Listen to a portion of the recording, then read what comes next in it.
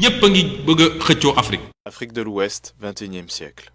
Depuis quelques années, un phénomène prend de l'ampleur sur l'écran radar de plusieurs communautés et organismes de la région. Le phénomène du land grabbing, c'est l'accaparement des terres. Divers acteurs, publics et privés, acquièrent à un rythme exponentiel de grandes quantités de terres agricoles. Voilà, lii nag jaay doole la quoi, jaay doole dëgg lañ fi bëgg a def. waaw lii jaay doole la.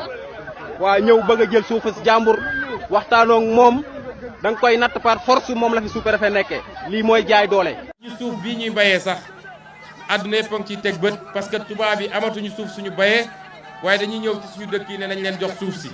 Des centaines, voire milliers d'hectares de terres. boo seetee ci plan Sénégal émergent. ñi ngi wax la nouvelle politique agricole du G8 ñu tuddee ko NASAN.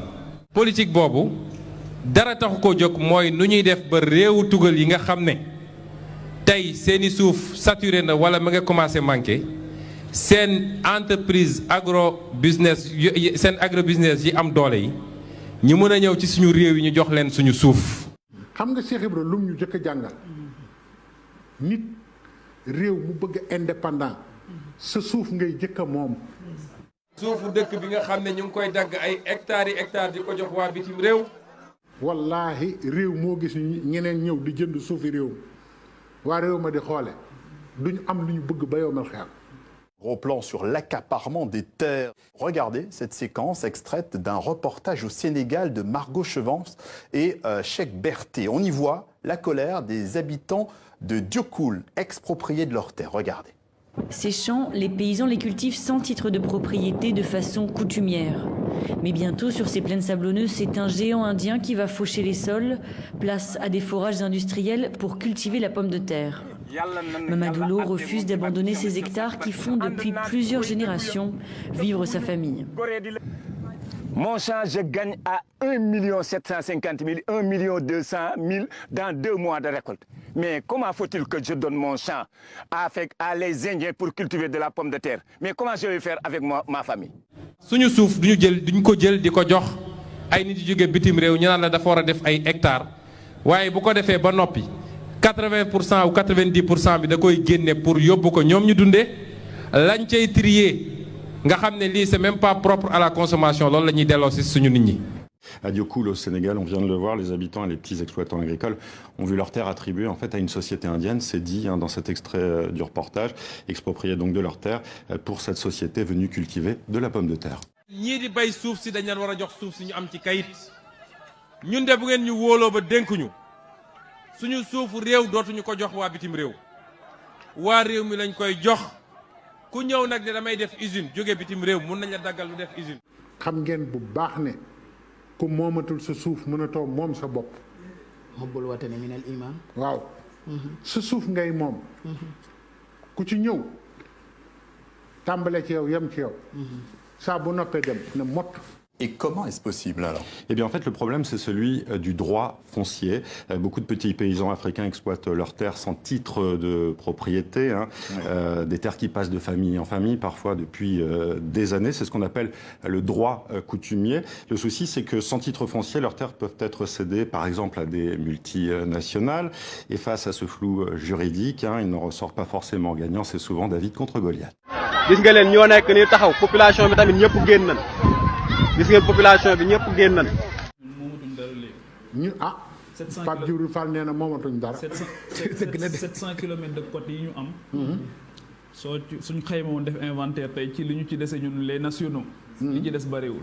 waaw kay fu ci bari foofa demee léegi. ay étranger ñoo lay loué foo nekk. waaw kay.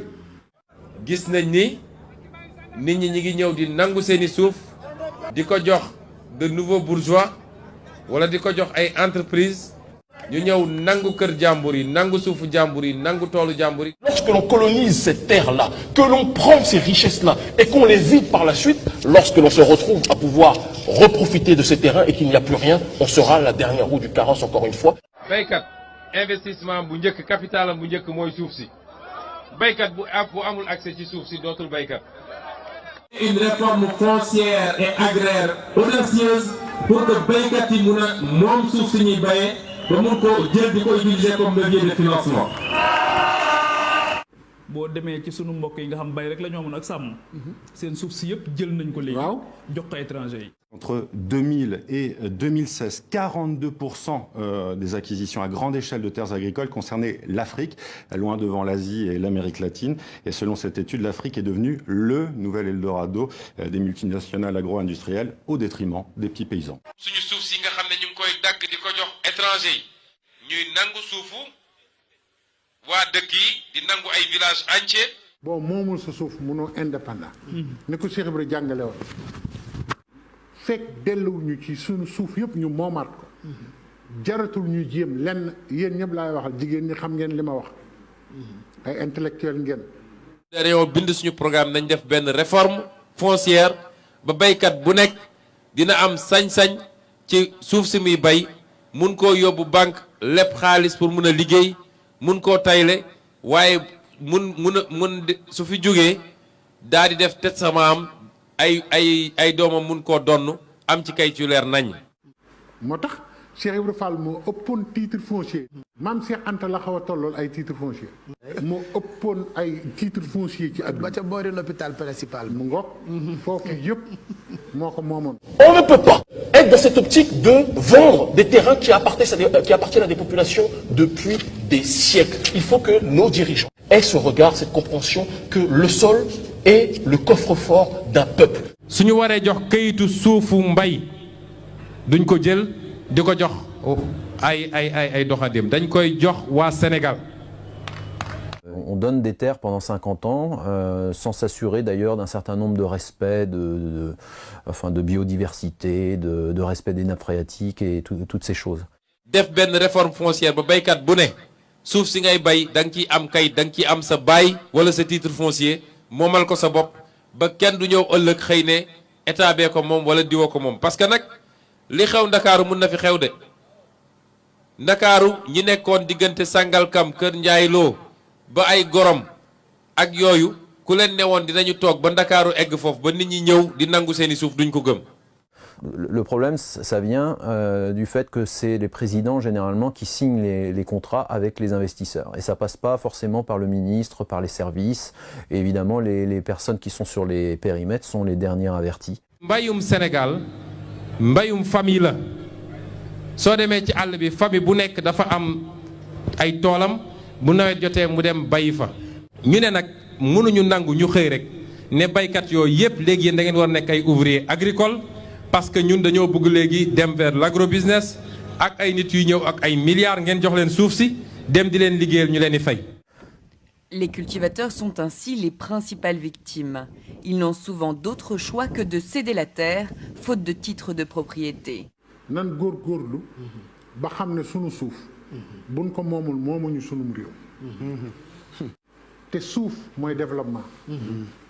Celui qui ne protège pas son sol ne peut pas exiger ou ne peut pas songer à avoir une certaine émergence. On ne peut pas parler d'émergence en bradant nos territoires à des nations extérieures qui ont vidé leur propre sol et qui ont pour finalité de vider le nôtre aussi. On doit prendre soin de nos agriculteurs, on doit prendre soin de nos terrains. nit ñi am au moins un droit réel ci suuf si nga xam ne moom la ñuy bay ba tey ñu mun koo joxe garantie suñu soxlee lever des fonds pour mun a liggéey.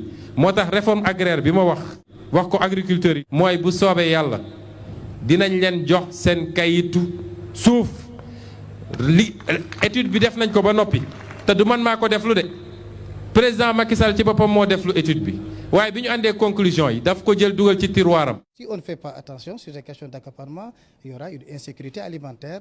2050, 35 millions sur un espace plus ou moins réduit. Parce que qui dit accaparement par des spéculations, parfois ce n'est pas effectivement des activités qui vont renforcer la sécurité alimentaire.